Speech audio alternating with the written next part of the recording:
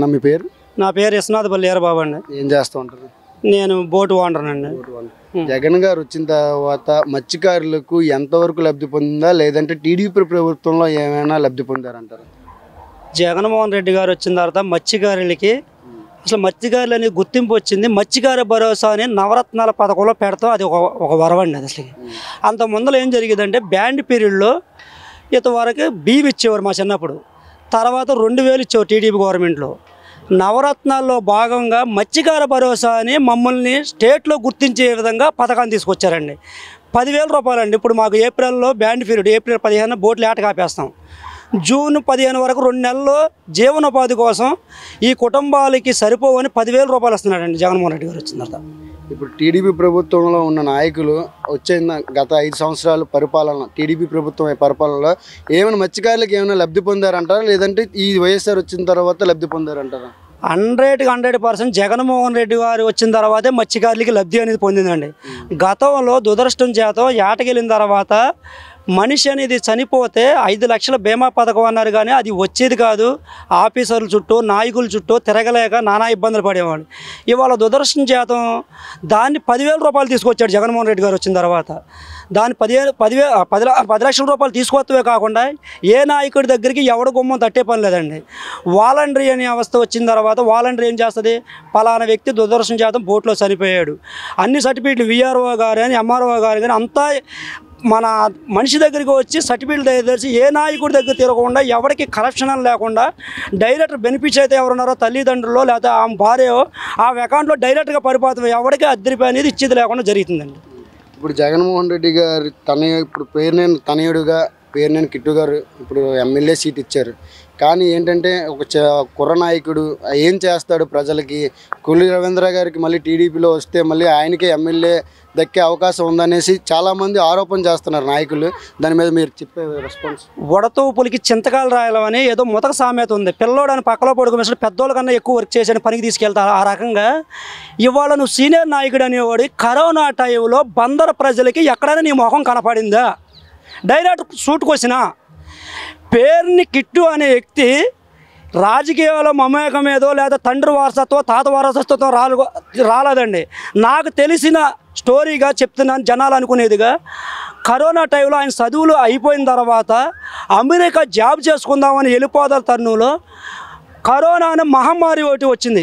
దానివల్ల ప్రయాణం ఆపుకుని సరే వాళ్ళ నాన్నగారి దగ్గర ఎమ్మెల్యే గారు పేరునాని గారికి కరోనా టైంలో అయ్యా మాకు బెడ్ లేదు, అది లేదు, ఇది లేదు, జనాలు ఆపతలో అలో లక్ష్యం అంట ప్రాణాపాయంలో వస్తామంటే చూసి సరే నేను పుట్టిన గడ్డకి నేను ఏదో ఒకటి చేయాలి ఉడతాపత్తి సాయం. కానీ ఆయన చేసిన సేవ బందర ప్రజలు కాదు రాష్ట్రంలో పేరుని కృష్ణమూర్తి కిట్టు అనే నాయకుడు చేసిన సేవ మీరు ఏ చరిత్రను చూసుకోండి, ఏ ఛానల్ను చూసుకోండి, 2 సంవత్సరాలు కరోనా ఆయన ప్రాణాన్ని ప్రాణంగా పెట్టి బందర ప్రజలకు చేసిన సేవ ఇది ఒకటిసారి ఆయన గెలిపిస్తాయి. ఇంకా అంత మించేయలేదు, ఏ పదవి లేకుండా చేసిన సేవ.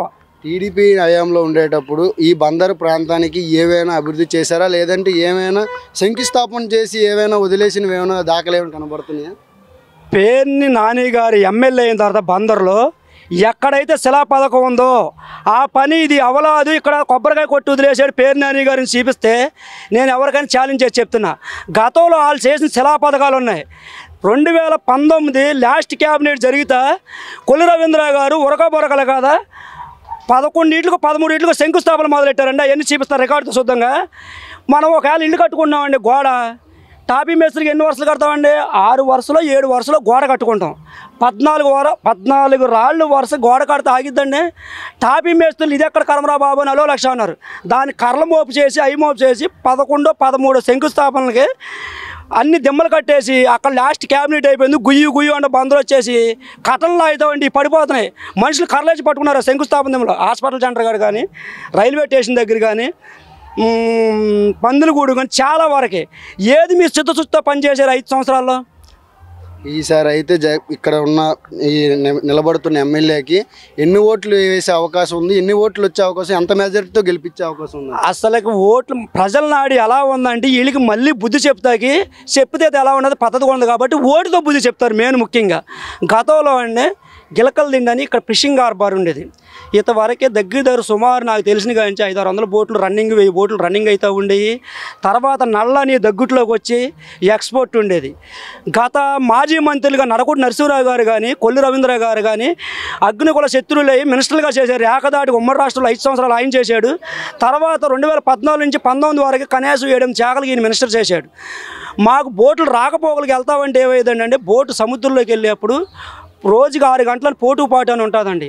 ఈ పోటు మీద లోడ్ వేసుకుని వెళ్ళేవాడు సముద్రంలోకి వెళ్ళేప్పటికీ లోపలికి వెళ్ళే వరకు నరకయాతన, లోపలికి వెళ్ళిద్దో లేదో బైకులతో వెళ్ళేవారు 7 ఫ్యామిలీలు. తీరా వెళ్ళిన తర్వాత ఒక వారం రోజులు ఏట చేసుకున్న తర్వాత ఫిషింగ్లు బాగోక మళ్ళీ వస్తాదో రాదో తెలియదు, బోట్లు అక్కడే మునిగిపోయిన దాఖలు ఉన్నాయి. ప్రాణాపాయ స్థితిలో ఎవరికైనా ఆరోగ్యరీత్యా బాగోపోతే సముద్రంలో నుంచి దరికి రావాలంటే వచ్చే పరిస్థితి లేదు. 1 రోజు 2 రోజులు 3 రోజులు అయిపోయే పరిస్థితి. అది మహానుభావుడు పేర్నాని గారి దగ్గరికి వెళ్ళి చెప్పగానే సుమారున 350 కోట్లతో సెలక్షన్ చేసి ఫిషింగ్ హార్బర్ అనేది 90% అయిపోయిందండి. మొక్కకాడ రాళ్ళు వేసుకెళ్తాం కానీ, జట్టిగా కడతాం కానీ, ఇప్పుడు 1000 బోట్లు ఫ్రీగా కట్టుకోవచ్చు. షెడ్లు గిట్లు అన్నీ రెడీ అయిపోతున్నాయండి. ఈసారి జగన్మోహన్ రెడ్డి గారికి ఎన్ని సీట్లు వచ్చే అవకాశం ఉంది? జగన్మోహన్ రెడ్డి గారికి ఎన్ని సీట్లు వస్తాయనేది నాకు తెలుసుండి 135 నుంచి 140 వస్తాయి. ముఖ్యంగా కుప్పంలో చంద్రబాబు ఓడిపోతున్నాడు, మంగళగిరిలో నారా లోకేష్ ఓడిపోతున్నాడు, పవన్ కళ్యాణ్ పిఠాపురంలో ఓడిపోతున్నాడు, నందమూరి బాలకృష్ణ కాడ స్వల్ప మెజార్టీ గెలుపు ఓటర్ల మధ్య ఈ నలుగురు మాత్రం 100% కొట్టుమిట్లు ఆడుతున్నారండి. వీళ్ళు మాత్రం 100%. రేపొద్దున్న కుప్పంలో భరత్ అనే నేను రేపొద్దున్న క్యాబినెట్లో జగన్ గారు పక్కన కూర్చోబెట్టుకున్నాడు. చంద్రబాబు నాయుడు గారు వాడిపోయి నన్ను వెళ్ళి ఏం చెప్తున్నాడు చంద్రబాబు నాయుడు ప్రచారంలో, ఎంత 15 సంవత్సరాలు ముఖ్యమంత్రి చేసి 40 సంవత్సరాలు రాజకీయ అనుభవం ఉండి ఆడ మనిషికి ఏం చెప్తున్నాడండి వెళ్ళి, మీరు మీ భర్తలకి టీడీపీకి ఓటైపోతే అన్నం పెట్టమంటారు. నీ నీచ రాజకీయం ఇదే. నువ్వు ఇన్ని సంవత్సరాలు రాజకీయ నాయకుడిగా ఉండి నువ్వు కుప్పలో వాడిపోతున్నావు తెలిసి ఆడ ఇంట్లో భార్యగా ఏం చెప్తున్నాడు అన్నారు మీరు ఓటైపోతే సైకిల్ గుర్తుకి అన్నం పెట్టమాకండి అని భర్తలు చెప్తున్నాడు. అంత నీచ రాజకీయాలు చేస్తున్నాడు ఈ చంద్రబాబు నాయుడు.